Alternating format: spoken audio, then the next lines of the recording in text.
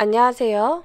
오늘은 정도 관리에 관한 내용들을 한꺼번에 묶어서 정리를 해보았습니다. 한번 보도록 하겠습니다.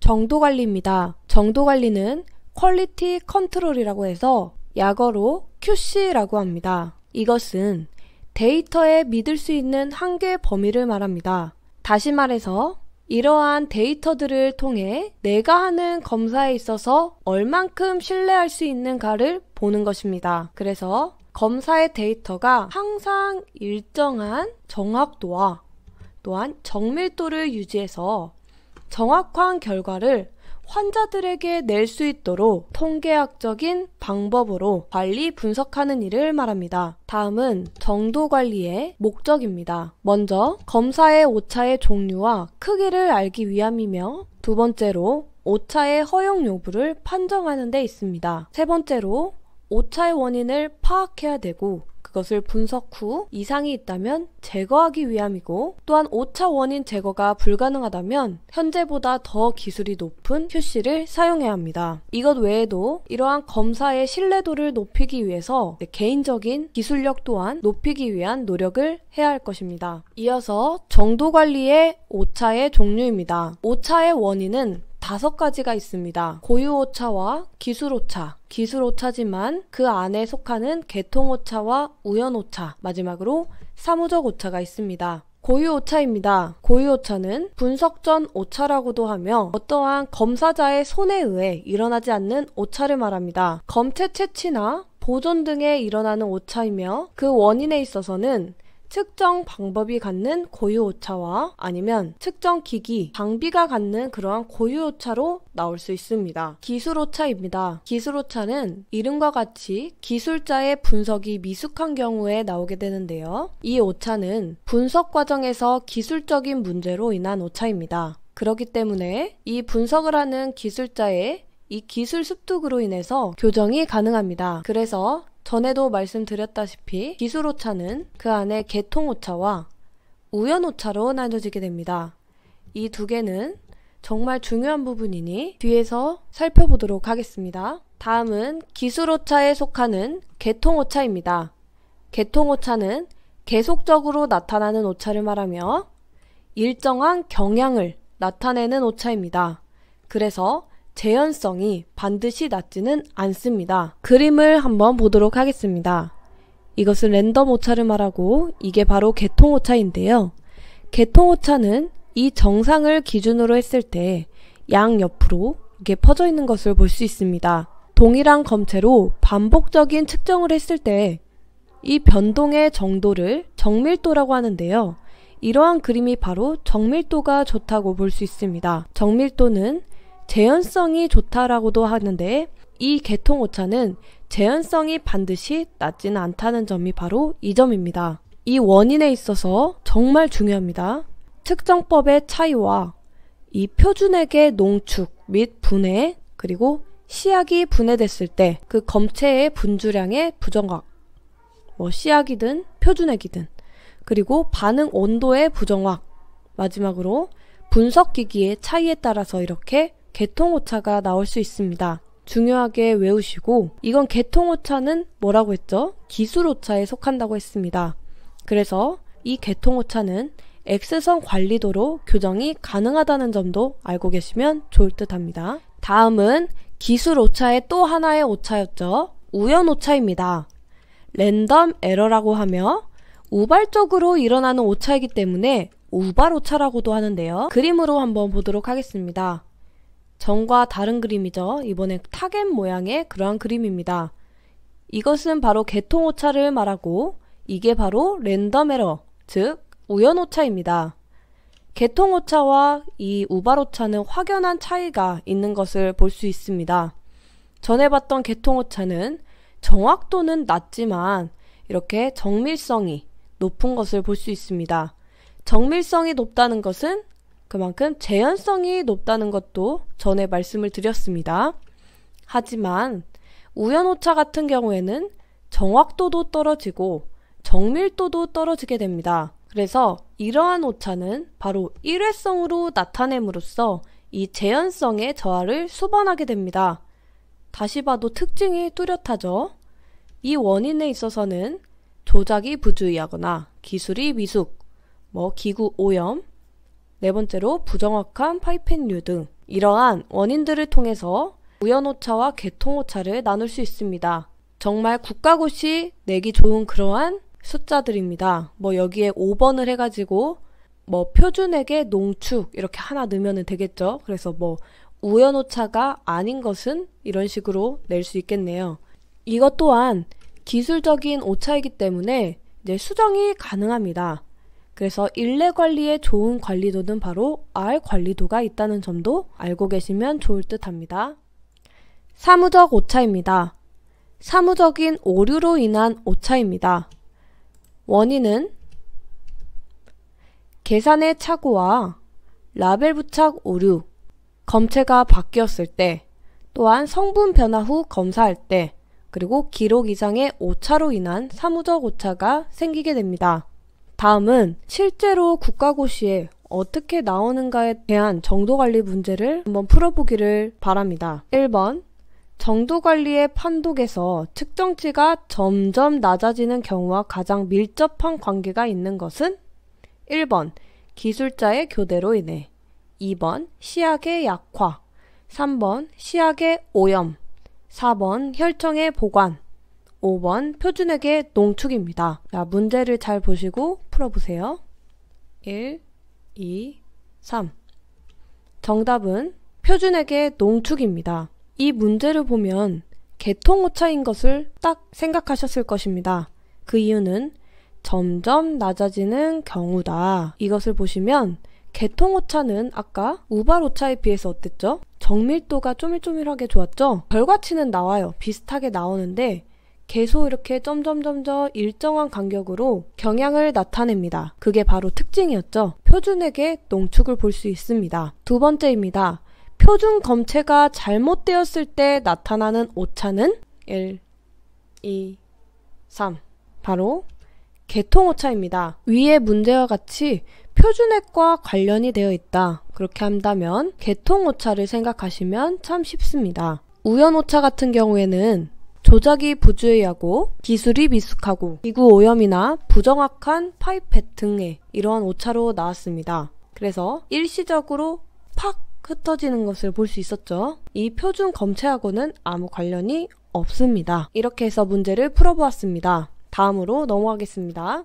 정도관리의 정확도와 정밀도입니다. 정확도는 참값이라고 하며 진값이라고 하는데요. 같은 검체를 반복적인 측정을 했을 때 이 측정치의 평균값과 이 정확도값, 참값 사이의 차이를 말합니다.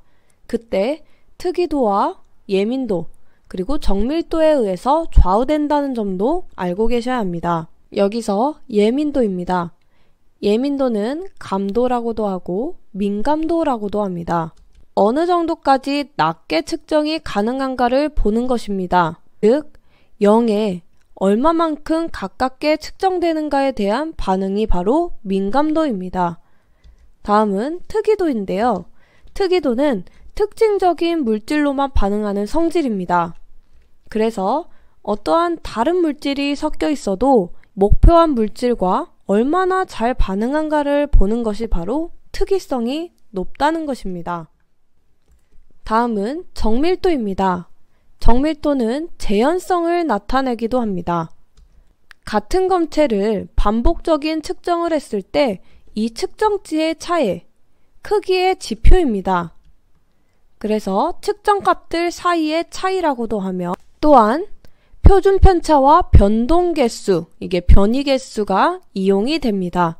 그림을 한번 보도록 하겠습니다. 이 그림은 이 도수 분포도를 통한 비교 관찰입니다. 그래서 정밀도와 정확도를 비교하는 그러한 그림인데요. 첫 번째를 보게 되면 정확도를 기준으로 했을 때 어떤가요? 다 밖으로 나가 있죠.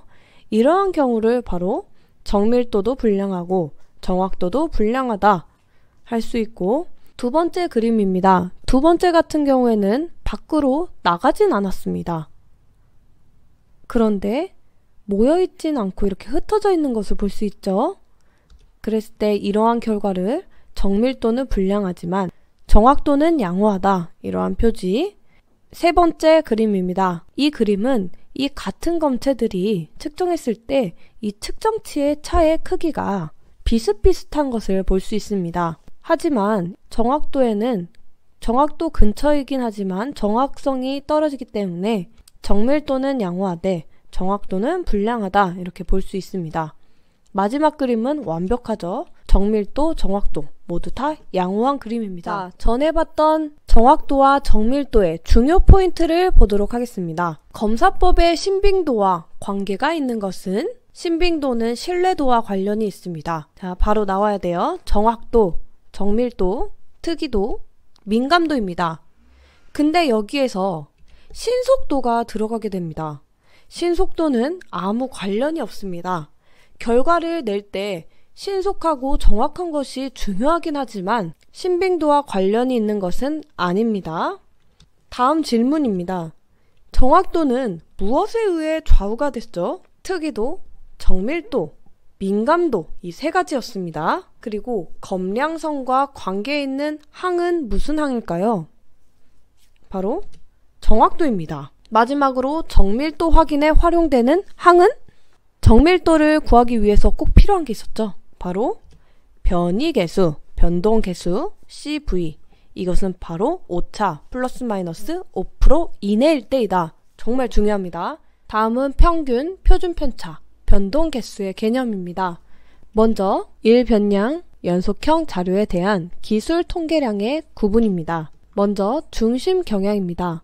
산술 평균이나 중앙값, 최빈값, 기하 평균을 통해서 중심 경향의 기술 통계량을 볼 수 있으며 퍼진 정도는 분산이나 표준편차 또한 변이계수를 통해서 알 수 있습니다. 산술 평균입니다. X나 민의 M을 사용하기도 합니다. 측정 후에 모아진 데이터를 합해서 그 합을 데이터 수로 나눈 값을 말하는데요. 공식에 있어선 절대값 X, 이 평균은 n분의 1 시그마 X1입니다. 이 산술 평균은 모집단이 정규 분포를 띄고 있을 때 가장 적합한 중심화 경향 통계량이라고 할 수 있습니다. 예를 들게 되면 5명의 아이들이 받아쓰기를 했는데 10점 만점입니다. 그래서 5명의 점수가 19, 9, 19 이런 점수가 나왔다고 했을 때 이 모든 데이터를 데이터 수 5명을 나눠줬을 때 바로 9.4의 이러한 산술 평균이 나오는 것을 알 수 있습니다. 다음 개념은 표준편차입니다. SD.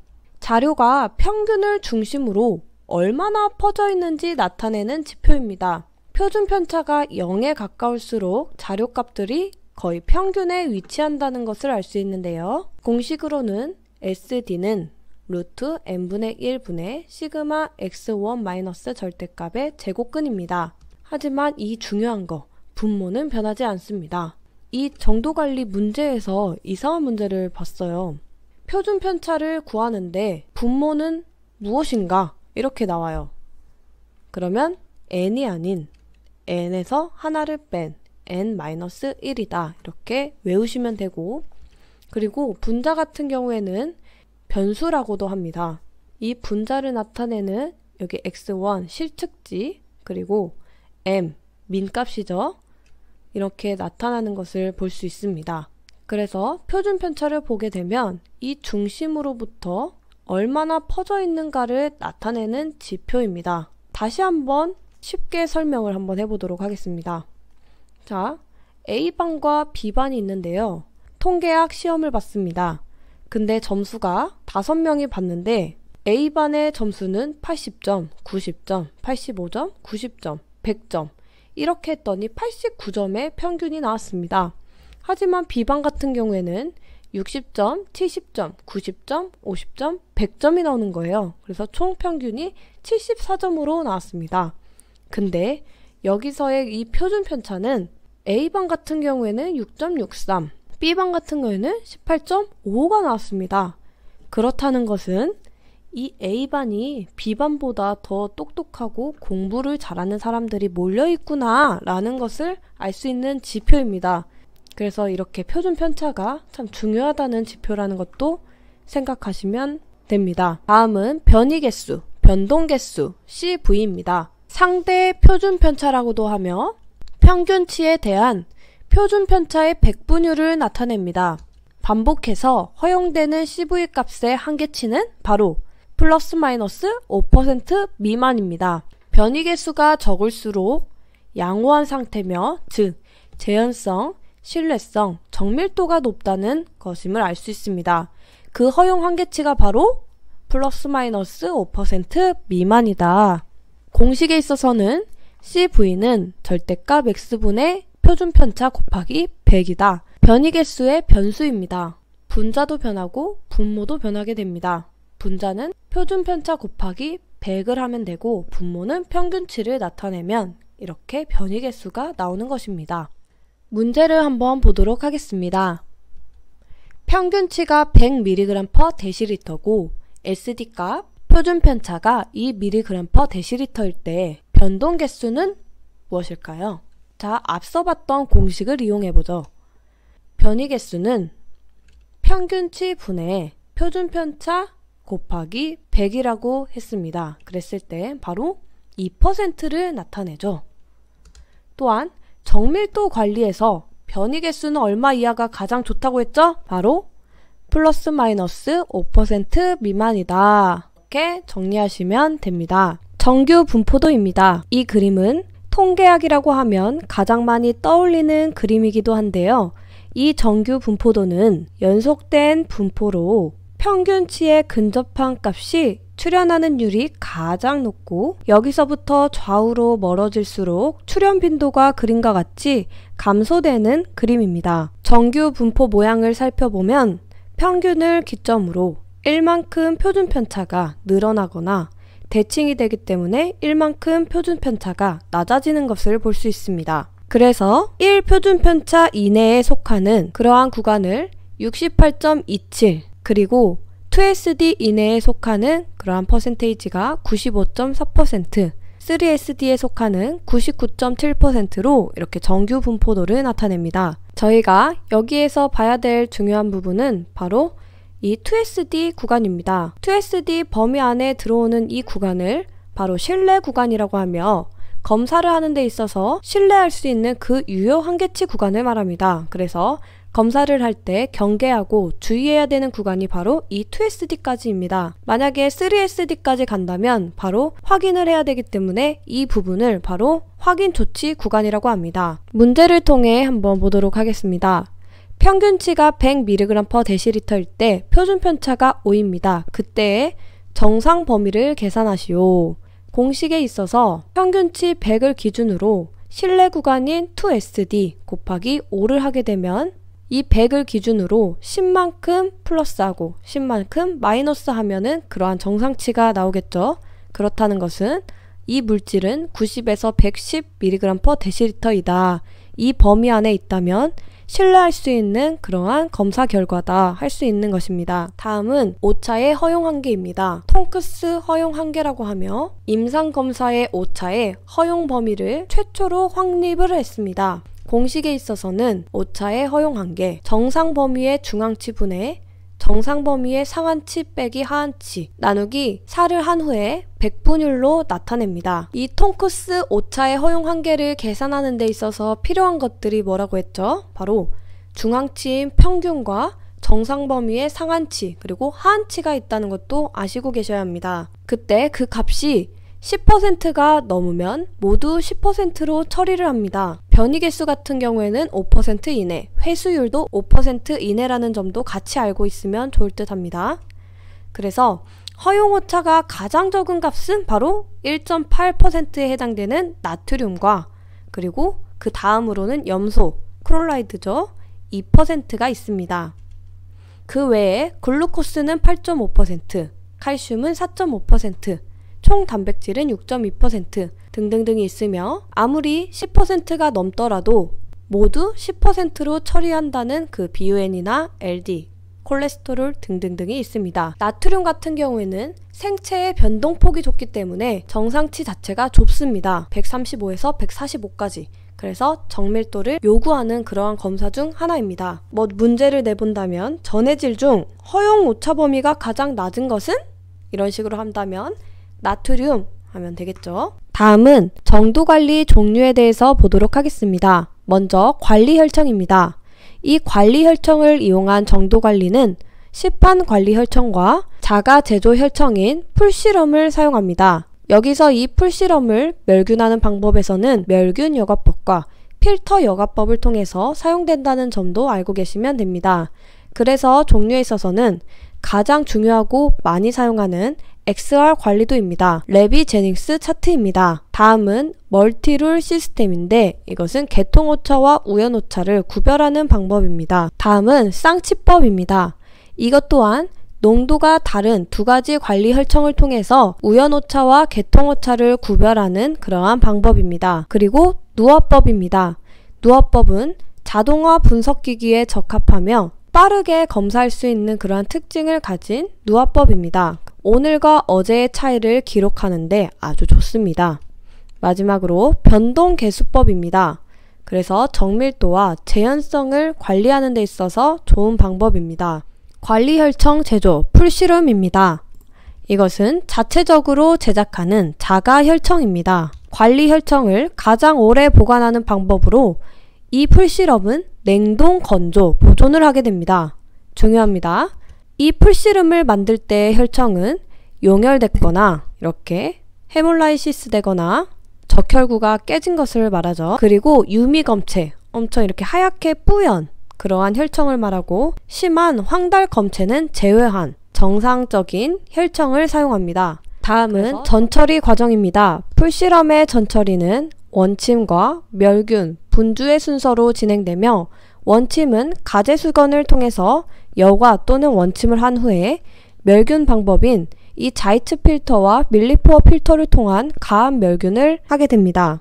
앞서 봤던 여과 필터와 멸균 필터를 생각하시면 되시고 마지막으로 분주를 통해서 일정량씩 분주를 해서 어떻게 한다고요? 냉동 건조 보관을 합니다. 전에 봤던 내용들은 관리 혈청을 통한 그러한 방법들이었습니다. 이제는 당일 환자의 검체의 측정치를 통계 처리하는 방법입니다. 이것 또한 5가지로 되어 있으며 먼저 정상인 평균치법입니다. 그리고 반복 측정법으로서 검체로 정밀도를 나타내는 검사법입니다. 그리고 넘버 플러스법, 변화치 검색, 그리고 경고치 검색을 통해서 환자의 검체를 통해서 이렇게 정도 관리를 하기도 합니다. 이 외에도 내부 정도 관리, 그리고 외부 정도 관리를 통해서 정도 관리를 합니다. 앞서 보았던 정도 관리 종류들에 대해서 한번 문제를 보도록 하겠습니다. 정도 관리도를 그리는 목적이 무엇일까요? 다시 말해서 관리도를 그리는 목적과 과장 관계가 있는 항목은 무엇일까요? 바로 정확성, 정밀도가 아닌 재현성을 높이기 위함입니다. 그렇다면 정밀도와 재현성 관리의 가장 좋은 항목은 무엇이었죠? 바로 변이개수 방법입니다. 그렇다면 이 변이개수, 변동개수의 한계치는 뭐였죠? 중요하다고 계속 강조했던 부분입니다. 바로 플러스 마이너스 5% 이하이다. 이제 정도관리 방법을 하나하나씩 보도록 하겠습니다. 먼저 XR 관리도 법입니다. 레벨 제닝스 차트. 이러한 그림으로 많이들 사용하는 일반적으로 사용되는 그러한 관리도법입니다. 자, XR 관리도법, 일반적인 정도관리법이다. 동일한 혈청으로 매일 2개씩 거의 20회 이상 반복 측정합니다. 평균치와 표준 편차를 통한 값을 입력함으로써 이게 치약의 이상인지 아니면 검체의 이상인지 어떠한 오차를 발견하는 데 있어서 좋은 그러한 관리도법입니다. 그래서 XR 관리도법을 검사하기 위한 사항이 있습니다. 그게 바로 평균치와 SD 값이다. 그렇다면 XR 관리도법을 어떻게 관리도를 작성하는지 보도록 하겠습니다. 그림을 보시게 되면 X바라고 표시되어 있는 부분이 있습니다. 이것이 바로 평균이라고 생각하시면 되는데요. 여기에서 이 SD까지의 한계를 경계 한계라고 합니다. 신뢰 구간, 허용 한계치 구간이라고 말씀을 드렸습니다. 그리고 평균을 기준으로 3SD까지 갔을 때는 처치 한계라고 액션 리미트라고 합니다. 그래서 행동 한계선 관리도를 이렇게 작성을 하게 됩니다. 자, 관리도에서 처치 한계는 어디였죠? 액션 리미트는 2SD일까요? 3SD일까요? 처치 한계, 바로 3SD입니다. 또한 관리도에서 경고 한계는 어디일까요? 네, 플러스 마이너스 2SD입니다. 다음은 정말 중요한 XR 관리도법의 오차를 보도록 하겠습니다. 저는 A, B, C, D, E, F 이렇게 6가지의 그 경우를 오차를 한번 해석하기를 원합니다. 먼저 A 부분입니다. A 부분 같은 경우에는 지금 평균을 기점으로 2SD가 벗어난 것을 볼 수 있습니다. 그리고 처음으로 2SD 밖으로 나간 것을 볼 수 있는데요. 이것이 바로 탈선입니다. 2SD를 벗어난 상태, 그리고 탈선의 원인에 있어서는 용량의 부정확, 검체의 오염, 광도계의 변화를 통해서 이러한 탈선 현상이 나오게 됩니다. 또한 A 같은 경우에는 동요입니다. 동요는 변동폭이 여기 보시면 플러스 마이너스 3SD 이상일 때 언레스트라고 하는 그러한 동요 현상이 일어나는 것을 볼 수 있습니다. 다음은 B입니다. B 부분 같은 경우에도 언레스트죠. 변동폭이 플러스 마이너스 3SD 이상일 때를 볼 수 있습니다. 그리고 C, E 부분입니다. 여기서 특징적으로 보면 하루하루씩 올라가는 것 또한 하루하루씩 내려가는 것을 특징적으로 볼 수 있습니다. 이것을 바로 경향, 트렌드라고 합니다. 점차적으로 높아지거나 점차적으로 낮아지는 현상을 바로 경향이라고 합니다. 그래서 특징적으로 연속적으로 6.7점 정도가 점차적으로 높아지거나 낮아지게 된다면 그거는 경향 현상이다. 이렇게 아셔야 됩니다. 다음은 D와 F 부분인데요. 특징적으로 일정하게 하지만 어느 한쪽으로만 치우쳐져 있는 이러한 관리도를 보게 된다면 이것은 바로 편제 이행이라고 하는 그러한 쉬프트 현상입니다. 즉 평균이 어느 한쪽으로만 치우치는 현상을 바로 쉬프트, 그리고 연속적으로 6에서 7점이 이행하는 것을 또한 편제되어 있는 것을 볼 수 있는 그러한 오차를 나타냅니다. 다음은 XR 관리도법의 판독법입니다. 전형적인 안정형으로서 표로 보도록 하겠습니다. 점진적인 상승 경향인 트렌드 같은 경우에는 점점점 올라가는 그러한 현상이었죠. 이 트렌드는 계통 오차를 말하며 표준 물질의 분해로 인해 흑광도가 저하되는 것을 말합니다. 그것이 바로 상승됐을 때의 그러한 트렌드. 하지만 그와 반대로 똑같은 트렌드이지만 즉 점점점 낮아지는 그러한 경향 현상을 보이는데 이것 또한 계통오차에 속하고 이것은 표준 물질의 농축으로 인한 흑광도 증가에 따라서 점점점 트렌드 현상이 내려가는 것을 볼 수 있습니다. 같은 날의 SD 값이 갑자기 확 벗어나는 경우, 그게 바로 우발 오차를 말하며 우연 오차라고도 했죠. 이것은 바로 돌발적으로 발생하는 그러한 오차입니다. 이상 판정 기준입니다. 먼저 1점이라도 3SD를 벗어날 때, 그리고 연속적으로 2점이 또는 3점이 2SD를 벗어날 때, 연속적으로 6점이나 7점이 중심 어느 한쪽으로 치우칠 때 뭐였죠? 바로 쉬프트 현상이었습니다. 편측 변동이라고도 하고, 그리고 연속적으로 6개, 7개의 점이 점차적인 상승을 하거나 점차적으로 하강을 하는 현상은 바로 트렌드였죠. 이게 바로 경향 변동이라고 합니다.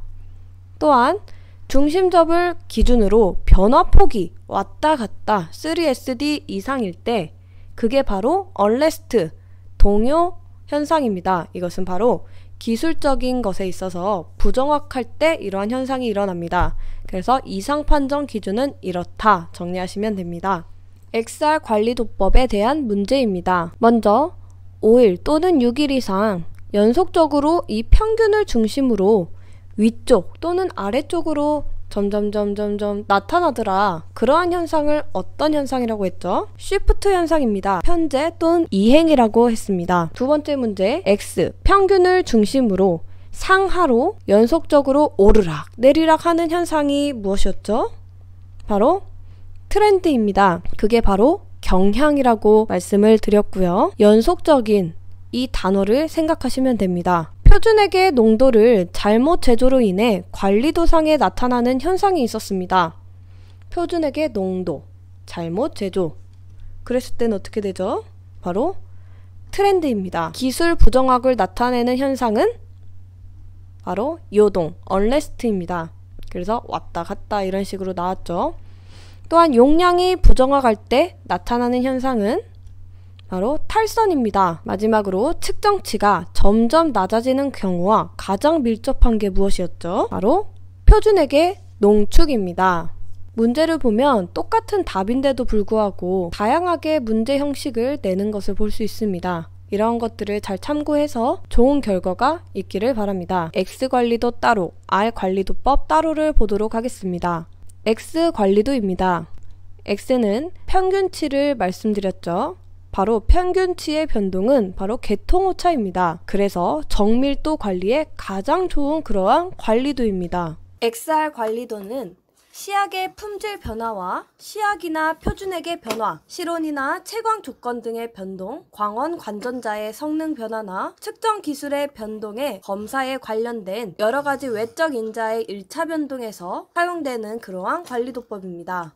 X 관리도에 나타나는 것, 다시 말해 R 관리도에는 나타나지 않는 것 중요하겠죠. 그것이 바로 pH의 변화, 반응 온도, 반응 시간, 기질의 농도, 파장 선택의 실수가 있습니다. 다음은 R 관리도입니다.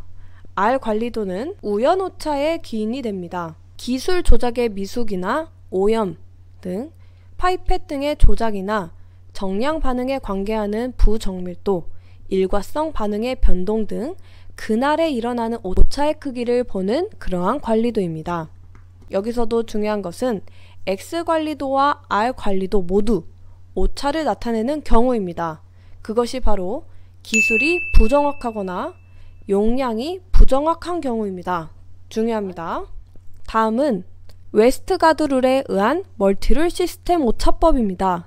이것 또한 XR 관리도만큼 중요한 부분입니다. 계통오차에 속하는 그러한 오류와 우연오차 또는 우발오차라고 하는 그러한 오차를 쉽게 구별할 수 있는 다중규칙 방식을 이용한 그러한 오차법입니다. 자, 그림과 함께 보도록 하겠습니다. 평균을 기점으로 2SD까지의 경계 한계와 평균을 기점으로 3SD까지의 처치 한계를 그려준 후에 일일이 기록한 그러한 결과입니다. 이러한 것들을 통해서 계통오차도 발견하고 우연오차도 발견할 수 있는 것이 특징입니다. 그렇다면 이 관리도에 어떠한 문제들이 있는지 한번 살펴보도록 하죠.